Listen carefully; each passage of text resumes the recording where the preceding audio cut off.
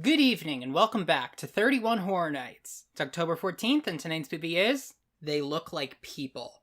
And I gotta give credit where credit's due. That is among the best horror movie titles I've ever heard. It tells you everything you need to know, but it's still vague enough to be intriguing. I didn't get much from the trailer or the short little description, but from what I can tell, it's a lot like the creepypasta Psychosis, where there is a man who believes that people around him are like shape-shifting evil things just trying to trick him. In that creepypasta, the twist at the end was that he was actually right about it, but I don't know what the twist is going to be in this movie or if there is going to be a twist at all. Interestingly enough, this movie also has the factor of there being someone else that the main character wants to protect. One of those "this movie is so great" quotes they used in the trailer described it as minimalist, and it didn't go very well with Skinamarink. Maybe they'll do it better here. I'll go give it a watch. We were riding on a hot streak for the last few days, and that streak has come to an end. I'm going to give They Look Like People a 5 out of 10. There are a lot of good things in it, but I ultimately can't give it a positive rating because I was disappointed by the ending. And considering the fact that the only thing I really want to talk about with this movie is how it ended, I don't think there's any point in splitting this review up into spoilers and non-spoilers. So if you want to watch it, go watch it. I mean, it's not even that long. It's not going to be like a huge waste of time. I don't even think it's like a bad movie. I just ultimately don't think it worked. And that is because of the ending, where the twist is nothing. There's absolutely nothing happening. He was imagining the entire thing, and there are no lasting consequences to any of the things that happened in the movie either. With a story like this, where the main conflict of the story is this big, horrible thing that's only happening, is seemingly in the mind of one person, and it's trying to face that, there are 3 ways I could think of for you to end it. You could take the route that Saint Maud did, where at the end it's revealed that none of it was real, it was all just delusion. There's the route Psychosis did, where the twist at the end was that they actually were right. And by the way, that story acknowledged that the main character had to have been delusional or insane to actually believe it, even though he was right. Or you could do something like they did in The Babadook, where at the end it's left ambiguous whether what we're seeing is real or just a manifestation of some sort of mental trauma, mental breakdown. None of these 3 endings are necessarily better or worse than the others just on their own. It all depends on how the rest of the story is told before that. But I think the biggest distinction that can be made is that the ending where they are just crazy and the ending where it's left ambiguous, both of those only resonate that well if those stories were a lot more character-oriented than this movie was.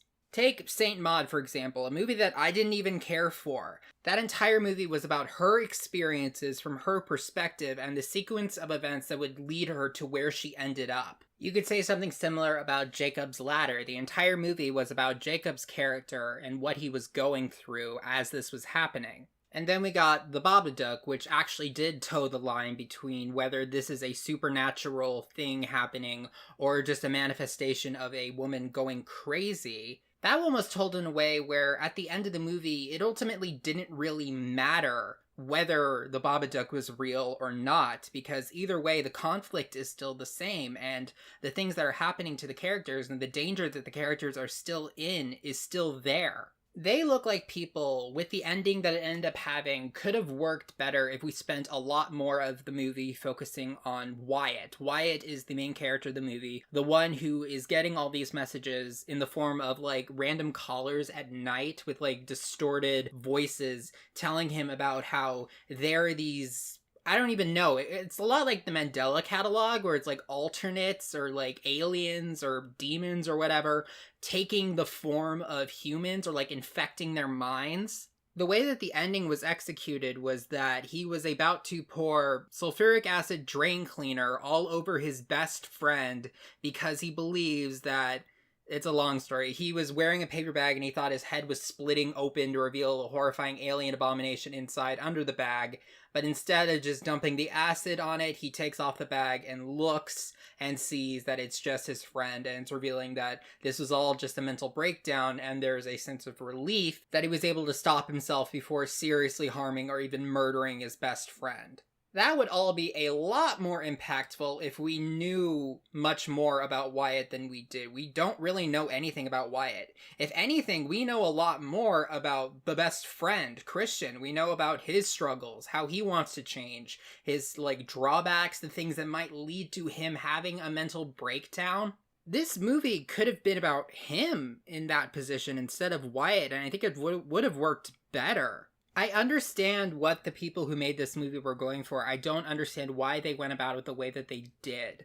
Maybe it's just something I'm missing because there's clearly some talent behind this movie. The acting is really good. Some of the scares are really good. And I guess I could understand somebody really liking this movie, but I think my overall impression isn't really that I didn't like it, just more that I didn't get it. I can see a sort of underlying commentary about mental health, specifically mental health in men, and how it's okay to ask for help and show vulnerability, but I feel like the ending sort of made everything that came before it kind of pointless, because yes, he actually was just breaking down. And it seems wrong to me that the movie frames this as like a happy ending, because it's good that he was able to stop himself before he went too far, but that doesn't mean his mental problems are just gonna go away. How are we supposed to know something like this won't just happen again? Once again, maybe I'm just overanalyzing, maybe there's something I missed, but I didn't really understand why they went about it the way that they did. There are a lot of things in this movie that were really good. There were a lot of things I liked, but when I look at the whole thing, I can't give it a positive review. I would love to hear other perspectives about this movie. I try to avoid looking at reviews so that they don't sway my own opinions. I'm probably going to look at reviews after this to see if there's something I missed, but whatever. For right now, I'm going to have to give this movie a thumbs down. I thought there was a really good effort, there was a lot of good things in it, but I don't think it worked. And I guess that's it for today. I'll see you tomorrow.